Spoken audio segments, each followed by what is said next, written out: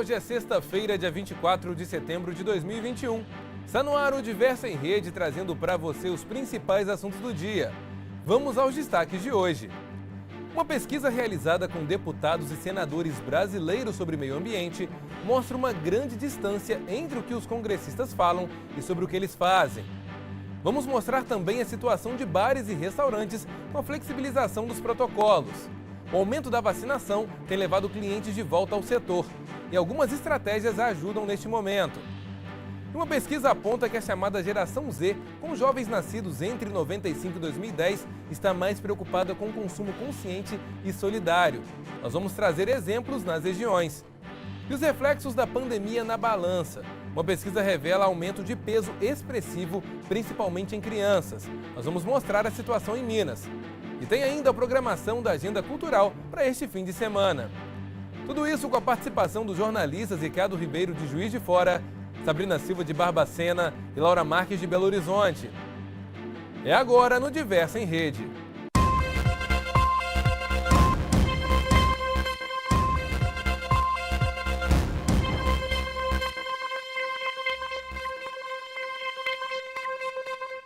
Uma boa noite. O leilão da internet 5G no Brasil foi confirmado pela Anatel para acontecer em novembro deste ano. A expectativa é que a tecnologia seja usada nas capitais do país a partir de 2022. O assunto foi destaque na imprensa brasileira. No G1, o leilão do 5G agendado pela Anatel foi o foco. Segundo o portal, o leilão vai acontecer em novembro, com expectativa de funcionar em capitais a partir de 2022. Outro assunto foi o vulcão que está em erupção nas Canárias, que após ganhar força, deixou em alerta outras cidades da região. A CNN também mostrou a aprovação do edital da Anatel para o leilão do 5G no Brasil. E outra notícia mostrou a proibição da China do uso de criptomoedas no país. A decisão fez despencar em quase 6% as ações do Bitcoin. No UOL, a escalação da seleção brasileira para os jogos contra Venezuela, Colômbia e Uruguai foram assuntos. O leilão do 5G e a fala do presidente Jair Bolsonaro, afirmando que a crise hídrica é um exemplo dos desafios climáticos, também estiveram na capa. E o estado de Minas trouxe que o governador Romeu Zema afirmou que vai vetar o projeto de lei que regulamenta aplicativos de ônibus em Minas Gerais. E uma reportagem mostrou que o filho do presidente Jair Bolsonaro, Eduardo Bolsonaro, está com Covid-19 e sugeriu o uso do tratamento precoce. E uma pesquisa inédita feita com deputados e senadores brasileiros provou a distância entre o que os congressistas defendem nas questões do clima e a agenda ambiental. Muito discurso e pouca atitude. Assim se comporta a maioria dos políticos brasileiros em relação à agenda climática. A pauta deixada de lado no momento em que os holofotes já estão voltados para as eleições do ano que vem, como a aprovação da PEC da reforma eleitoral pelo Senado na noite desta quarta-feira. Quando desmatamentos, queimadas e garimpos ilegais devastam reservas ambientais e territórios indígenas e chamam a atenção do mundo, muitos saem em defesa do tema, mas poucos são os que propõem leis e cobram a fiscalização de órgãos responsáveis pela proteção do meio ambiente. Essa é a conclusão de uma pesquisa inédita que provou que a maioria dos congressistas entende a importância do tema, mas não parte para a ação. Foram entrevistados 159 parlamentares entre 25 de fevereiro e 26 de maio. 9 em cada 10 afirmam ter interesse pelo meio ambiente. O tema mobiliza mais os deputados e senadores da oposição do que os da base de apoio do governo. A quase totalidade entende que não há divergência entre crescimento econômico e a conservação ambiental, mas só 7% dizem que os colegas estão muito interessados no tema e apenas 15% avaliam que os eleitores consideram muito relevantes as questões climáticas. O que a gente percebe é que o parlamento não conseguiu entender ou agir com a gravidade que a situação demanda. A gente tem uma situação de emergência climática no mundo, esse é um problema global. A cabeça do parlamento, infelizmente, não é a cabeça com a urgência que o tema demanda. Chama a atenção também o fato da maioria dos parlamentares não se enxergar como parte da solução dos problemas ambientais e atribuir praticamente só ao Executivo essa responsabilidade. A questão, segundo o estudo, é que o governo atual não é exatamente um modelo na proteção ao meio ambiente.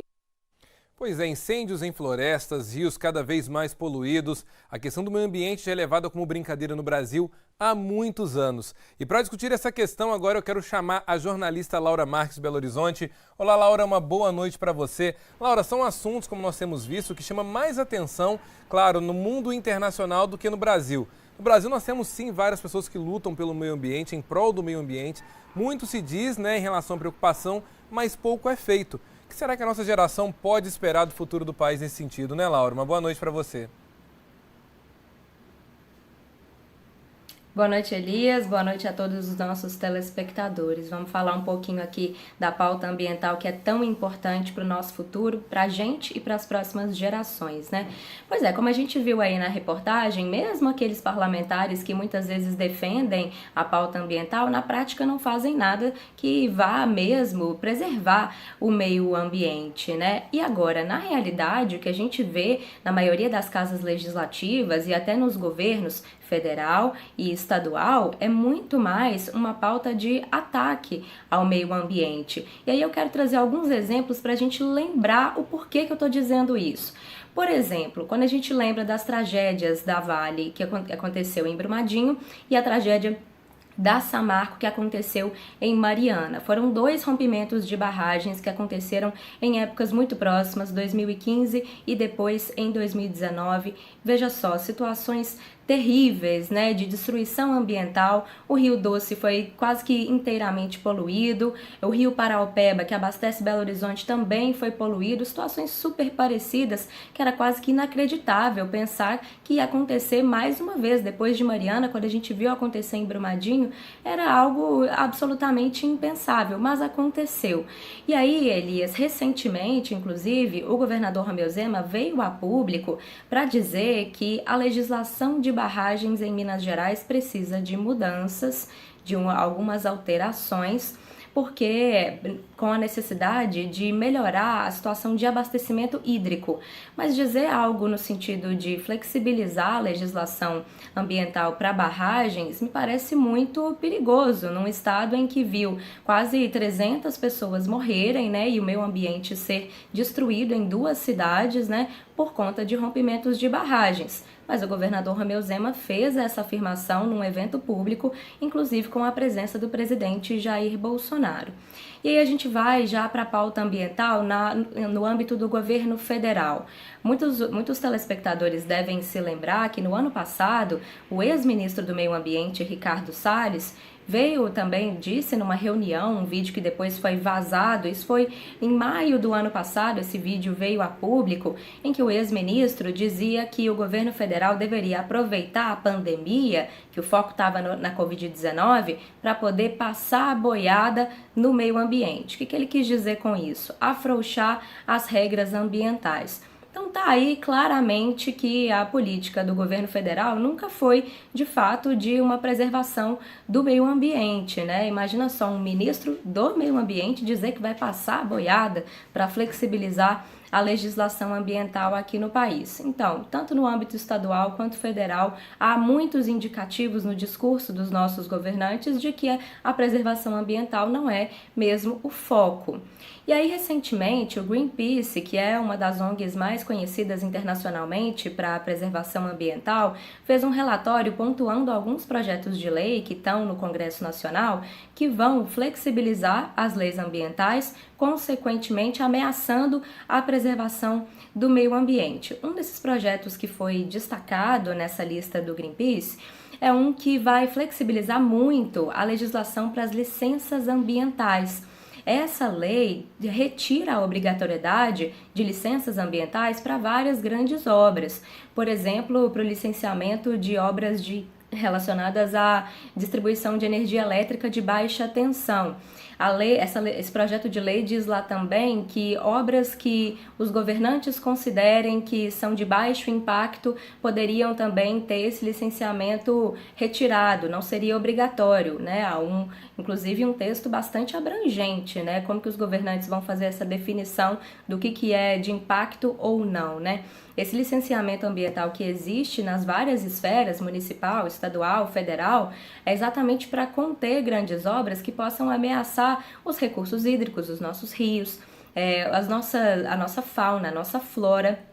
Tudo isso tem relação direta com a nossa existência também, né? Por exemplo, a gente pode lembrar da situação do rio Paraopeba, que foi poluído no rompimento da barragem da Vale em Brumadinho. Essa poluição fez com que o abastecimento de água aqui em Belo Horizonte ficasse ameaçado. Então tem todas essas questões, Elias. Agora, voltando para o âmbito municipal, tem uma pauta que está sendo muito discutida nos últimos meses, que é um possível tombamento da Serra do Curral.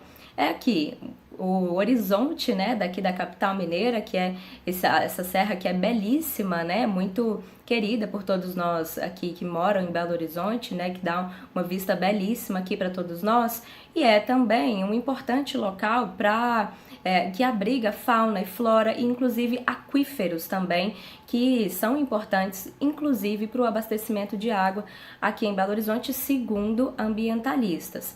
Atualmente, a Serra do Curral já é tombada em âmbito municipal e em âmbito federal.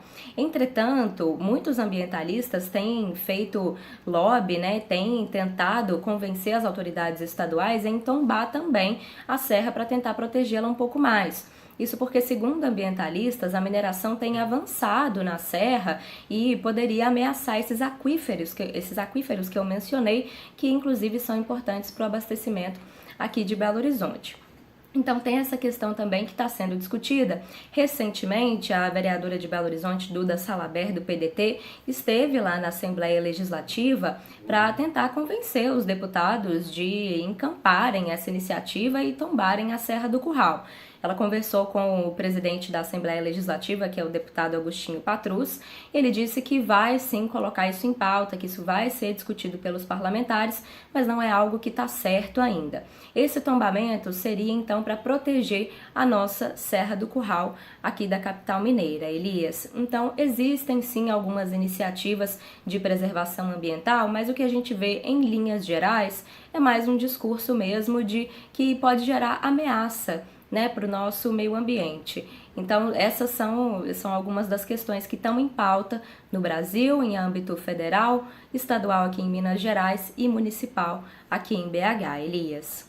Pois é, Laura, e às vezes quando a gente fala sobre a preservação do meio ambiente, pensa-se apenas nisso, né, em relação às florestas, rios, claro que são assuntos principais e muito importantes. Mas nós temos que lembrar também que tão importante quanto é a questão do uso de agrotóxico, que muito se discute também, que faz mal à natureza, agride de certa forma as plantações. Nós temos também, além disso tudo, a questão das terras indígenas, né? Muitas são preservadas justamente para manter não somente uma área que é de direito deles, mas também para proteger o meio ambiente, a natureza, os índios que cuidam tão bem da terra. Ou seja, são assuntos muito importantes e que para muitas pessoas, o fato do Brasil também ter esse tamanho continental, não é, Laura? Faz com que as pessoas acreditem que não é interessante ou que está longe da realidade delas. Mas, na verdade, não está. Está ao lado, está no nosso debate e precisa estar também inserido nos nossos dia a dia aí. Laura, obrigado, viu? Daqui a pouquinho eu volto a falar com você mais uma vez. E no próximo bloco nós vamos falar sobre o setor de bares e restaurantes. Tem ainda uma exposição de arquitetura realizada em Belo Horizonte, na Faculdade Arnaldo, viu? E ainda a programação cultural para esse fim de semana. Fica com a gente volta já já.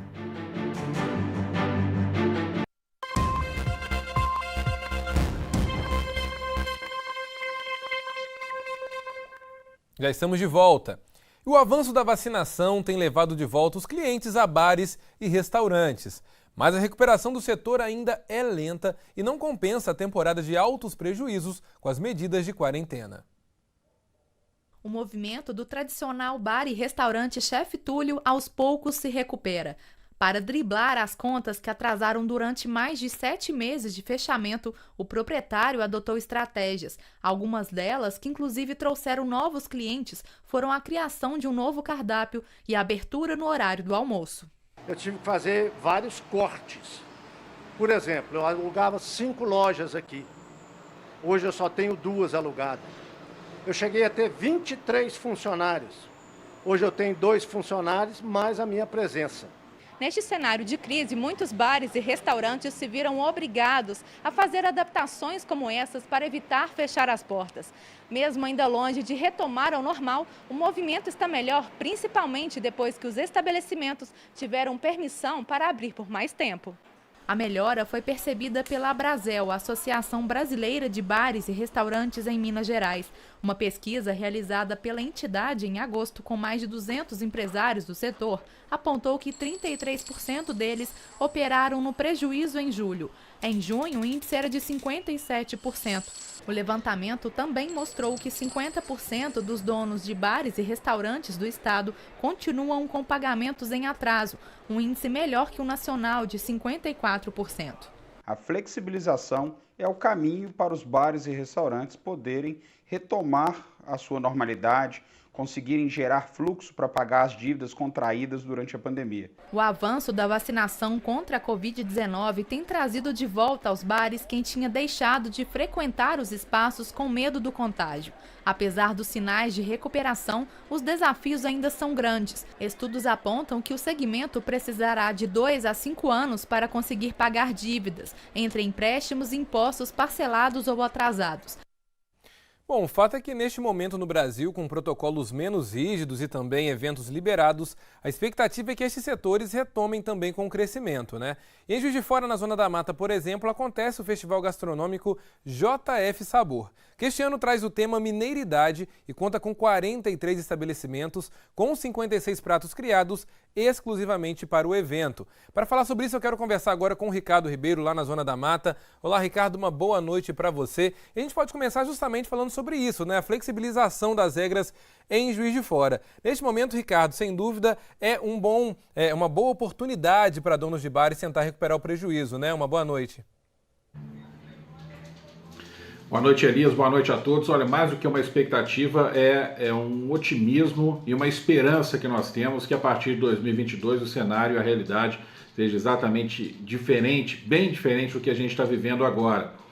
Esse setor de eventos, de fato, foi o setor que mais sofreu no período da pandemia, é um setor que vem agonizando aí nos últimos 16, 17 meses e agora tem uma sobrevida com esse novo protocolo aí que foi divulgado pela Prefeitura, que praticamente libera todos os eventos, libera pista de dança, libera as pessoas frequentarem casas culturais, cinemas que já estão liberados a partir desse final de semana, inclusive os shoppings da cidade já estão anunciando aí as atrações do cinema, e é um alento para esse setor. Bares e restaurantes, como mostra a reportagem também, já tem tido protocolos diferenciados ao longo dos últimos meses, estão de maio, junho para cá, é um setor que também vem se reerguendo aos poucos, com a abertura e fechamento bem estabelecidos, agora de 8 da manhã até 1 da tarde para todos os tipos de atividades.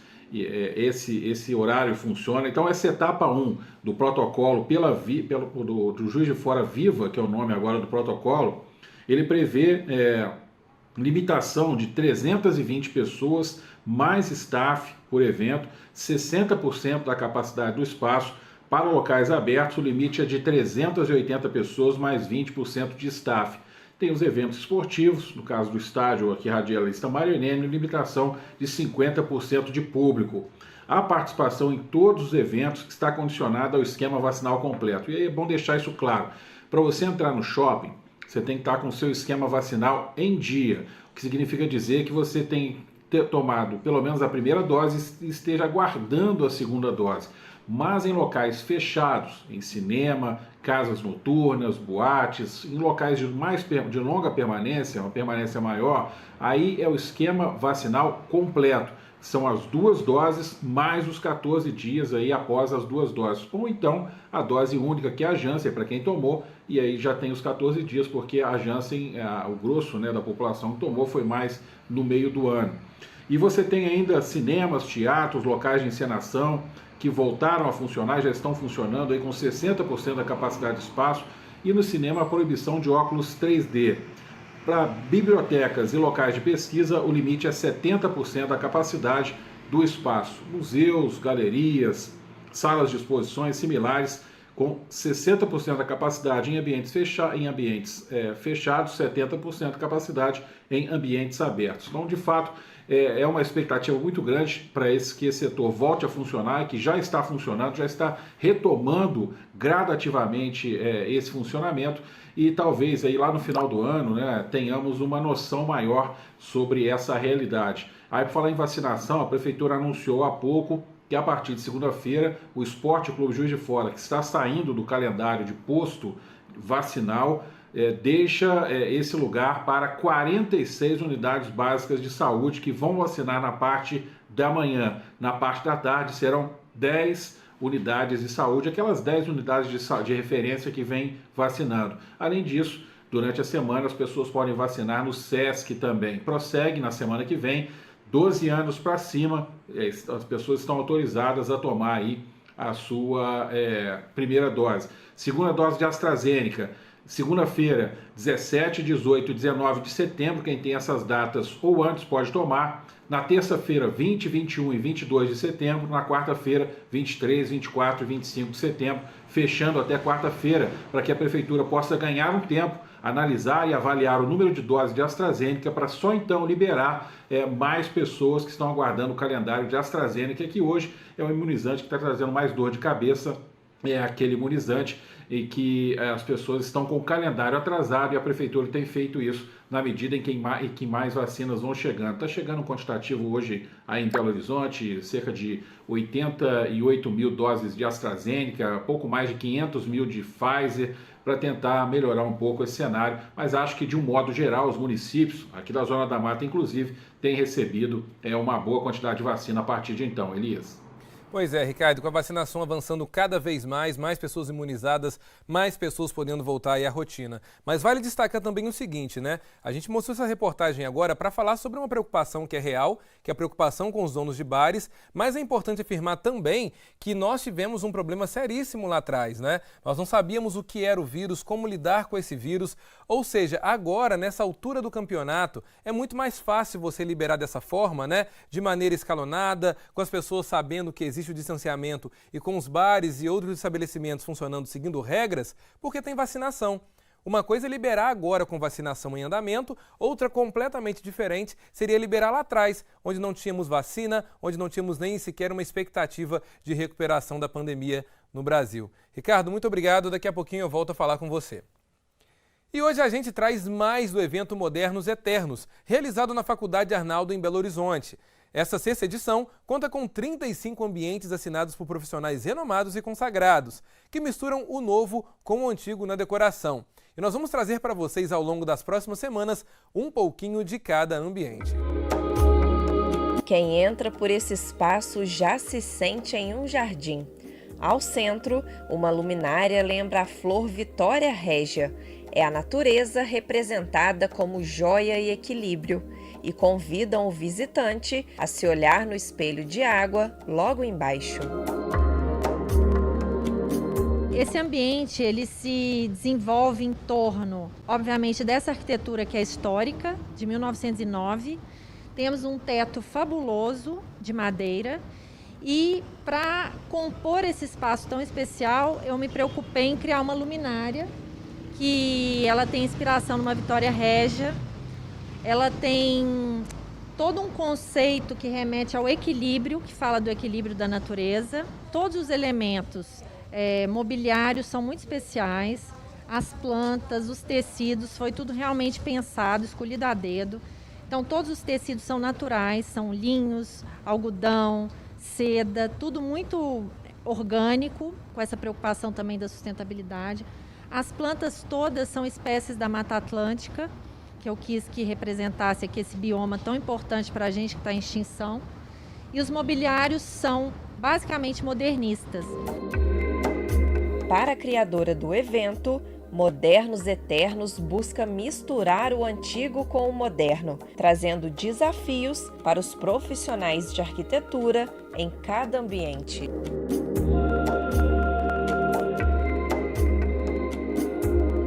Os profissionais aqui são desafiados a criar, utilizando mobiliário contemporâneo assinado, misturando com peças vintages ou antigas. Todas as peças originais, então aceitamos réplica, isso tudo com muita obra de arte. Então isso torna o evento muito diferenciado e os ambientes, eles não têm cara de showroom. Os ambientes, eles são maravilhosos, com muito conceito, e esse ano num imóvel belíssimo, que é toda essa arquitetura do Colégio Arnaldo, a história do Arnaldo funde com a história de Belo Horizonte, e vai ser uma das edições mais bonitas de decoração e arquitetura que Belo Horizonte já teve.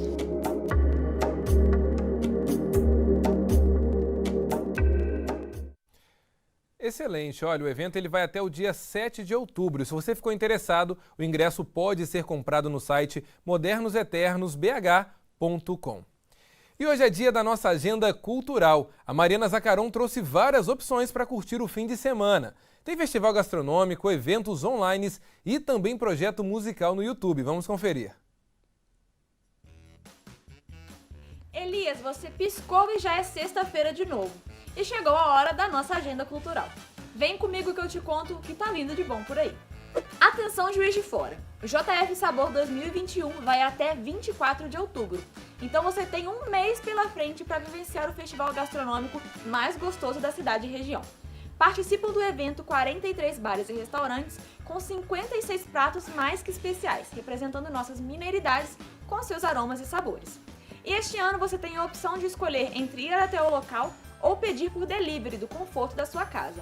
A lista completa de pratos participantes está no site jfsabor.com, junto com o link para participar da votação. O Laboratório 96, espaço cultural criado em Uberaba, apresenta os Sessões Stereo Lab, projeto que surge com a proposta de ser um novo espaço de divulgação para a nova geração da música brasileira. O projeto vai lançar em seu canal no YouTube vídeos de apresentações de 10 artistas selecionados. A primeira já foi ao ar na última terça, dia 21, com performances de Luísa Lian e Gabriela Viegas. Já na próxima terça, dia 28, o palco virtual será da banda Tuyo e de Renato Enoch.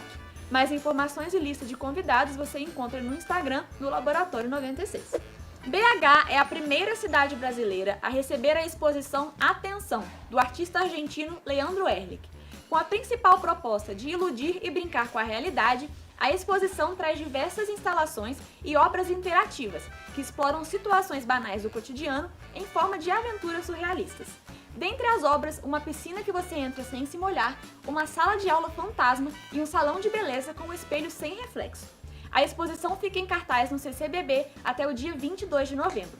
A entrada é gratuita e os ingressos devem ser retirados no site eventim.com.br.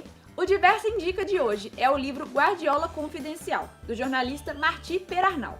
O autor acompanhou o técnico de futebol Pep Guardiola durante a sua primeira temporada no Bayern de Munique, equipe da Alemanha.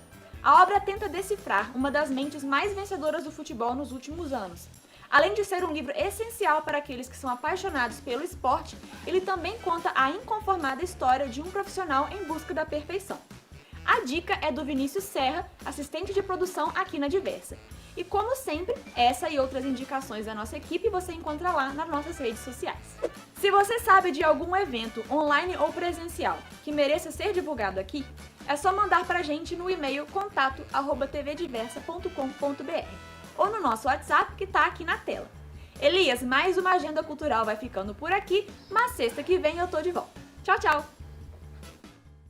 E no próximo bloco nós vamos falar sobre consumo consciente e solidário. Uma pesquisa apontou uma nova geração que tem trocado o desejo de adquirir bens materiais pela busca por novas experiências. É um instante só, fique com a gente!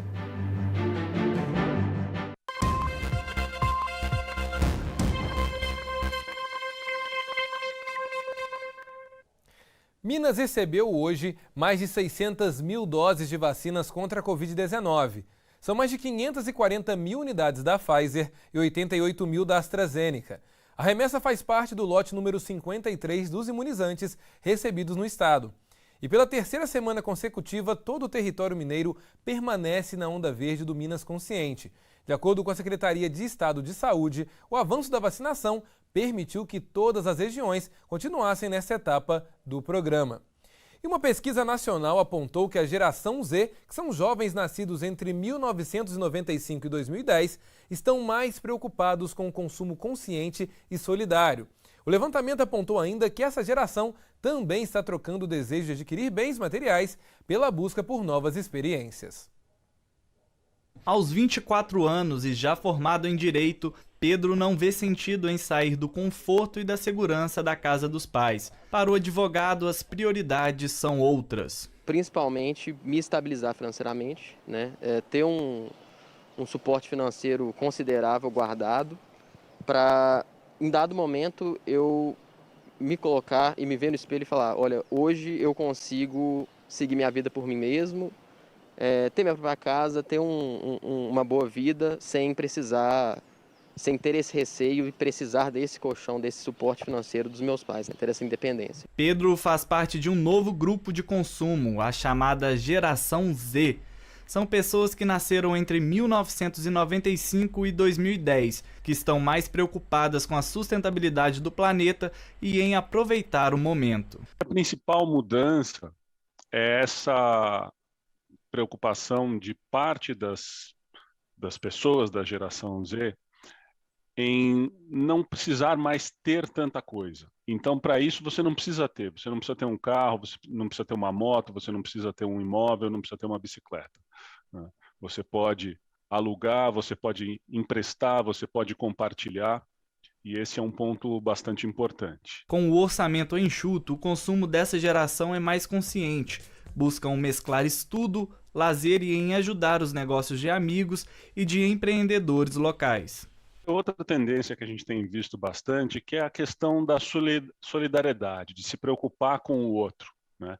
E o se preocupar com o outro passa por se preocupar também com quem está próximo. Então é o pequeno comerciante do bairro, é o amigo que teve que empreender porque perdeu o emprego. Em toda passagem de gerações há novas tendências e prioridades. O uso da tecnologia é associado ao modo de viver em sociedade e em achar soluções sustentáveis para problemas antigos que ainda agridem o meio ambiente. Esse comportamento dos Zênios tem relação direta com o aquecimento global e a utilização indevida dos recursos naturais.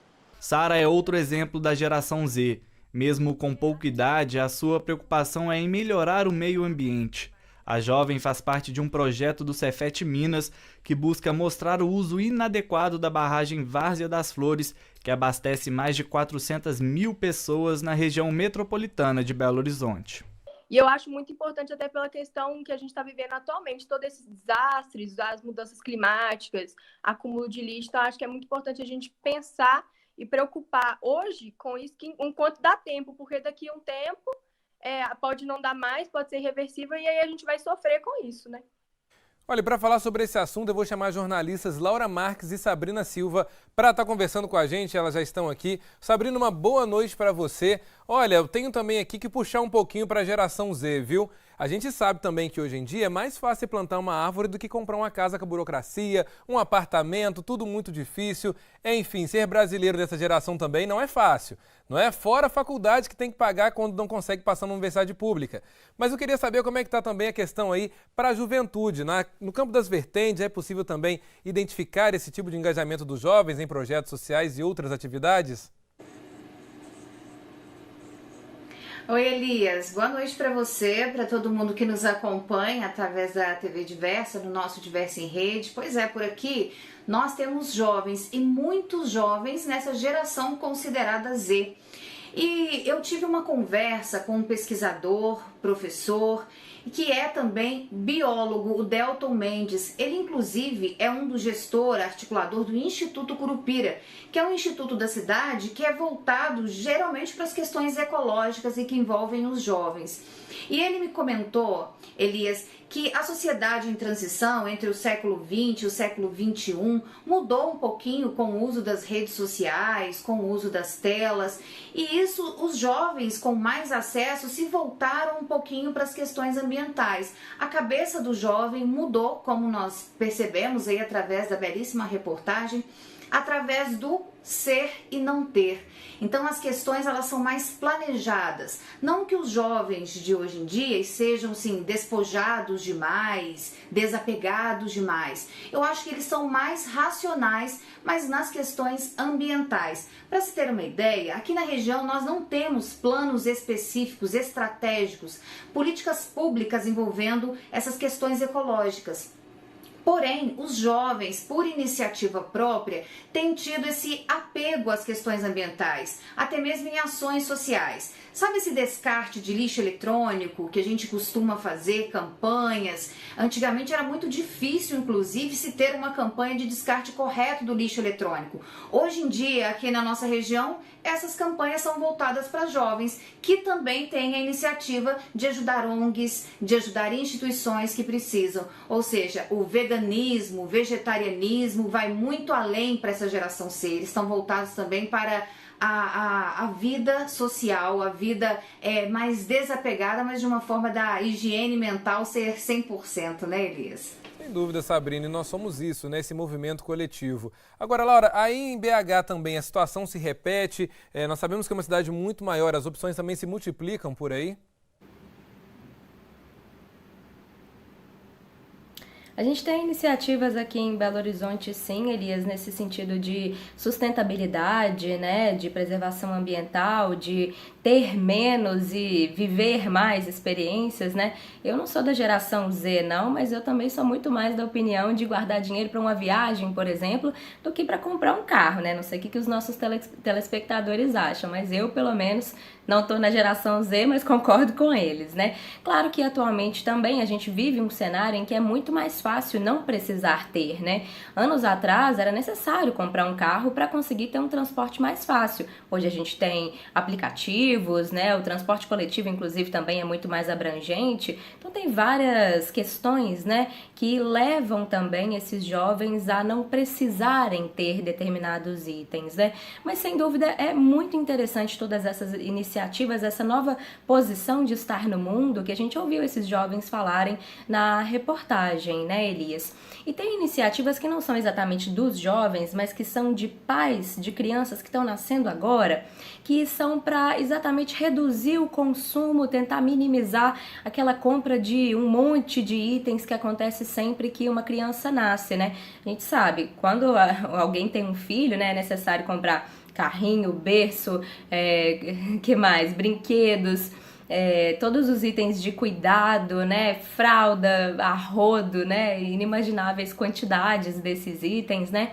E os brinquedos são algo que no futuro depois fica completamente encalhado, né? E recentemente eu conversei com os responsáveis por uma das maiores empresas de aluguel de brinquedos aqui no Brasil e eles disseram que muitos pais têm aderido a esse tipo de iniciativa. Inclusive uma das maiores franquias do país desse tipo de aluguel, né? Do aluguel de brinquedos, abriu recentemente uma loja aqui em Belo Horizonte. A gente tem outras também menores aqui na cidade que os pais têm feito esse esforço de alugar os brinquedos.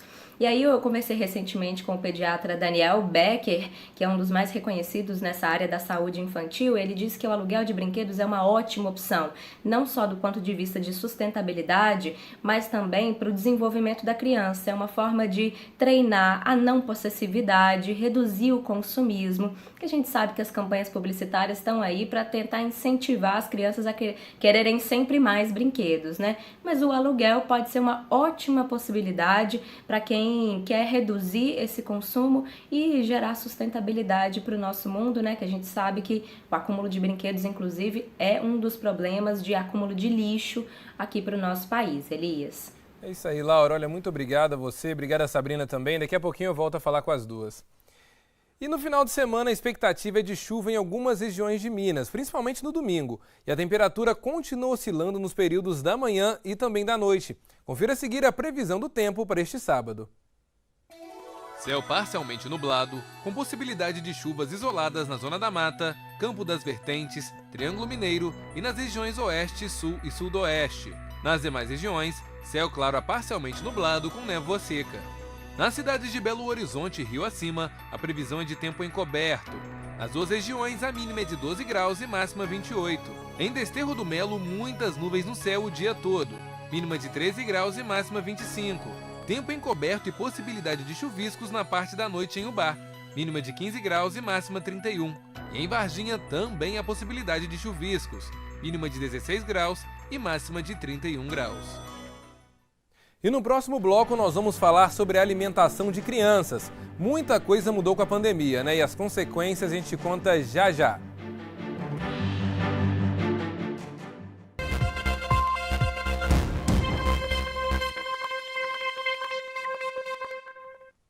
E 1 ano e meio de pandemia tem reflexos na balança. Crianças tiveram aumento de peso, como já revelam pesquisas feitas nos Estados Unidos.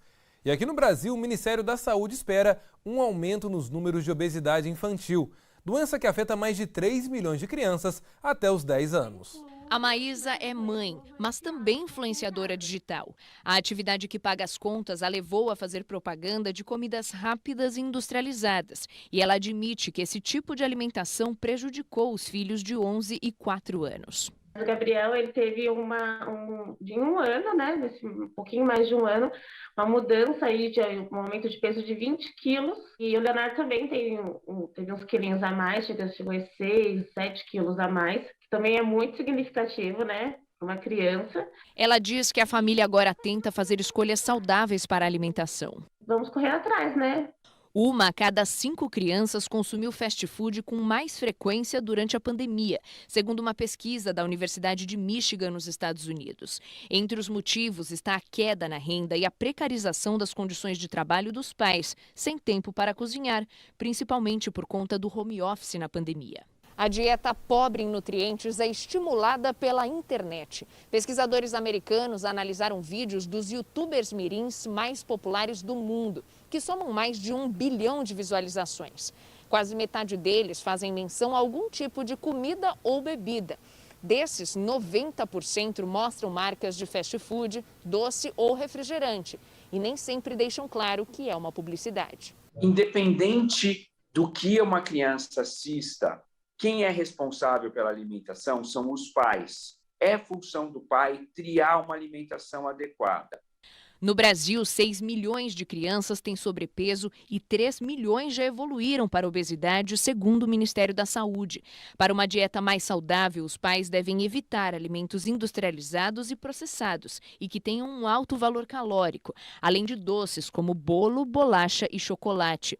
O ideal é priorizar verduras, legumes, proteínas variadas e evitar um prato cheio de carboidrato. A sobremesa deve ser uma fruta. A alimentação na infância determinará a saúde do restante da vida. Receitas fáceis, onde você possa incluir seu filho na cozinha para cozinhar com você. Crianças menores, mostrar que o alimento é saudável, comer a mesma comida que a criança, mostrar que a comida é gostosa. E nós fomos às ruas também para ouvir relatos de alguns pais sobre a mudança na alimentação neste período da pandemia. Olha só. A pandemia influenciou sim, porque ele tinha como sair, ele é autista, ele tem autismo, né? Então ele já tem uma comorbidade. E por ter ficado preso, aumentou a ansiedade de comer tudo que acha pela frente. E não poder ir à escola também ajudou nessa situação. Sofri também a ansiedade, eu acho, porque ele vai muito à geladeira. A toda hora que ele está pegando alguma coisa para comer. Porque as crianças ficaram muito ociosas, né? E com isso comeram mais, né? Saíram daquela rotina delas. As crianças ficam sedentárias, não brincam, não tem espaço para fazer atividade física e tem um aumento, uma diminuição do gasto calórico. Não tinha condições de ficar em casa parado sem fazer nada, né? Então eles comem, criança, né? Pois é, eu conheço alguns rostos aí desse povo fala, viu? E nós vamos agora também saber como é que anda a situação aqui em Minas. Para isso eu quero dar um giro pelas regiões com os nossos correspondentes. Quero começar com a Sabrina. Ô Sabrina, a gente sabe que não é fácil, né? Se pra gente que é adulto já é difícil se manter ali no controle da alimentação, imagina para as crianças. Essa situação também foi sentida no serviço de saúde aí do Campo das Vertentes? Foi sim, Elias. E eu, particularmente, eu tenho, como diz o ditado, cortado um dobrado para poder tentar regular a alimentação lá da minha casa, viu? 2 filhos com idade diferentes, 8 anos de diferença. em estudo remoto, inclusive a menor com problemas que tem que dedicar mais atenção a ela também. É um problema, assim, gravíssimo. E eu pude conversar hoje com 3 profissionais que fazem parte desse eixo, que podem nos aconselhar. O primeiro foi o Alan Barra, ele é nutricionista aqui na região Campo das Vertentes, ele atende a muitas cidades. A primeira orientação, ele inclusive disse, Elias, para se ter uma ideia, que é preocupante, o problema da obesidade, do sedentarismo não é de hoje, com a pandemia se agravou muito, mas que de acordo com dados atuais do Ministério da Saúde, isso em junho desse ano agora, as crianças menores de 5 anos representam 7% da população obesa. De 5 a 9 anos, 28% da população obesa. Diante desses dados, nós ficamos super alarmados, né? O alerta é que os pais não veem a obesidade como um problema de saúde, sim, como um problema estético. Gente, não é. Obesidade é um problema de saúde. Fui conversar com um cardiologista que é especializado em atendimento pediátrico, que é o Dr. André Vilauba Codorniz, também atende aqui em toda a região. Ele disse que uma criança, por exemplo, que se alimenta mal pode desenvolver problemas articulares, saúde mental comprometida, desempenho escolar também não é bom, problemas cardíacos e o diabetes, que são problemas associados. Aí você pergunta, mas para quem não tem condição, por exemplo, de ter contato com um preparador físico? Eu conversei com um preparador físico que disse que o empenho dos pais, o incentivo dos pais para exercício físico e com todos os exercícios pesados. Vamos fazer uma... Ô Sabrina, a gente está com alguns problemas técnicos no seu sinal. Enquanto a gente corrige aí, eu quero chamar aqui mais uma vez o Ricardo e a Laura também para estar conversando sobre esse assunto, porque é um assunto muito importante. E a gente precisa lembrar também, Laura, que com a questão das escolas também não estarem funcionando, a situação complicou, não é? Afinal de contas, muitas escolas possuem educação física, educação alimentar, ou seja, ficar em casa também trouxe essas consequências, né? Como é que está a situação em BH? Isso mesmo, Elias. O fato das crianças não estarem indo para as escolas gera esse impacto com certeza. A gente ainda não tem, pela Prefeitura de Belo Horizonte, qual que é o número atual de crianças em situação de obesidade, né? Mas a gente sabe que, durante a pandemia, as escolas ficaram fechadas. Então, esses alunos ficaram recebendo todo o conteúdo dos professores em casa. Muitas crianças mais pobres vão às escolas aqui na capital mineira e em outras partes de todo o Brasil exatamente para receber alimentação adequada. Em muitas regiões, esse é quase que o principal foco desses alunos, né? Receber a alimentação. Por conta disso, sabendo disso, a Prefeitura de BH, ao longo da pandemia, disponibilizou cestas básicas para as famílias desses estudantes. Todos os meses eram entregues esses materiais para garantir que essas crianças continuassem tendo uma alimentação adequada. É algo, então, que já foi suspenso, porque aliás, para algumas pessoas está mantido, mas em linhas gerais já foi suspenso, porque a maioria dos estudantes já, então, estão de volta às salas de aula, né? Tem uma rotatividade, né? Que eles vão em algumas bolhas, são pequenos grupos que vão para as escolas praticamente todos os dias. Então, isso já foi retomado. E aqui em Belo Horizonte, que foi discutido recentemente, essa semana mesmo, foi a questão do brincar. Porque o combate à obesidade infantil, o combate ao sedentarismo das crianças está muito mais ligado a brincar. Não é como a gente, adulto, que vai lá e tem que fazer exercícios físicos que nem sempre são lúdicos, né? E no caso das crianças, isso está realmente ligado ao brincar. Na segunda-feira, a Comissão de Direitos Humanos da Câmara Municipal debateu exatamente essa questão. A possibilidade das crianças brincarem, principalmente nesse momento de pandemia. E aí os vereadores chegaram ao consenso de que será necessário debater a criação de uma Semana Mundial do Brincar aqui em Belo Horizonte. Isso deve ser analisado nos próximos meses na Câmara Municipal, né? Foi algo que foi discutido na segunda-feira. Nesse mesmo dia, uma representante da Secretaria Municipal de Educação esteve no local, falou inclusive que escolas municipais das crianças mais velhas, que não são aquelas escolas infantis, vão receber parquinhos, exatamente para incentivar as crianças a brincarem. Veja só o quanto que isso é importante para a saúde, né, dos nossos pequenos. E aqui em Minas Gerais a gente tem uma outra questão, que é a cantina saudável, que é uma lei que estava em vigor, mas o governador Romeu Zema retirou um decreto que regulamentava isso, e hoje os ultraprocessados estão autorizados nas escolas aqui de Minas Gerais. Antes não estavam, agora estão. Isso é algo que preocupa muito os especialistas em saúde infantil. Elias. Com certeza, Laura. Agora, Ricardo, tudo também é difícil, né? Ter uma alimentação saudável é complicado, a gente sabe bem disso. E hoje o micro-ondas está ali, tudo você faz numa praticidade que, claro, nem sempre também traz benefícios. Como é que está a situação pela Zona da Mata?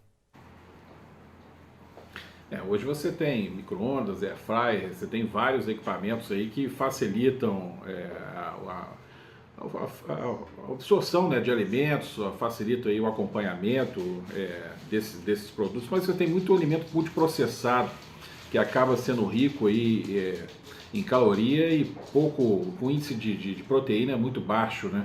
Esse é o grande problema. E em relação às brincadeiras que a Laura falava há pouco, isso mudou muito também, isso interfere, isso não é só da pandemia não, é claro que com a pandemia muita gente ficou em casa, esse excesso de tempo em ambiente fechado prejudicou, o fato de não ver os colegas, os amigos também, mas as brincadeiras mudaram muito ao longo dos anos. Você tinha brincadeiras que você utilizava o físico, utilizava equipamentos, utilizava bola. Hoje em dia é celular, é computador, é videogame, então você não tem muito esse hábito de brincadeiras antigas que ficaram bem conhecidas, uma queimada, uma brincadeira na rua, brincar de pique. Hoje em dia você não vê alguém brincando de pique, mas é raro você ver isso. Quando brinca em casa, e olha lá. Mas em Juiz de Fora você teve aqui a última pesquisa, que foi feita até antes da pandemia, que mostra um pouco disso. Essa pesquisa foi feita pela Universidade Federal de Juiz de Fora, em que mostrou que 60% das pessoas que vivem aqui na cidade, 60% estavam acima do peso ideal, segundo mostrou dados da UFJF. O percentual é superior à média nacional, hein? Naquela época, durante a pesquisa do Programa de Pós-Graduação em Saúde, que foi orientada na época pelo professor Rogério Baumgratz, foram colhidas 1.032 amostras de indivíduos de diferentes bairros do município. Os resultados mostraram que apenas 40% estavam com peso adequado. É bom lembrar que são considerados indivíduos com sobrepeso aqueles com índice de massa corporal, IMC, peso dividido pela altura ao quadrado, com valores entre 25 e 29,9. E obesos, os que têm índice igual ou superior ou maior do que 30%. Portanto, esses dados mostram, antes da pandemia, que já eram 60%, né, o grupo de obesos na cidade. Hoje em dia, você imagina que esses dados devem ter aumentado por conta de todos os fatores que foram ditos aqui na reportagem também pela Sabrina e pela Laura. Elias. Sim, agora eu queria falar rapidamente, a gente está quase concluindo o nosso horário. Sabrina, você pode concluir, por favor, você estava falando sobre a questão do Campo das Vertentes.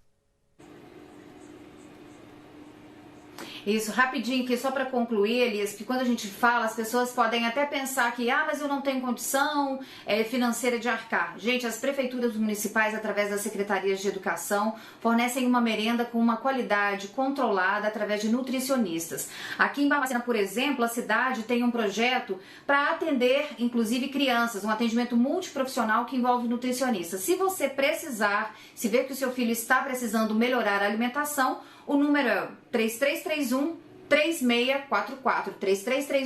3331-3644, DDD é o 32, fiquem à vontade, vamos cuidar da saúde dos nossos pequenos. Sabrina, olha, muito obrigado a você, Ricardo e Laura, um excelente fim de semana a vocês. E a gente fica por aqui, mas segundo o Diversa em Rede volta às 6h10 da noite com muito mais informação. Lembrando que se você quiser rever alguma notícia do nosso jornal, corre no YouTube, youtube.com/TV Diversa. Uma excelente noite para você, um ótimo fim de semana e se cuida, a pandemia tá aí. Valeu!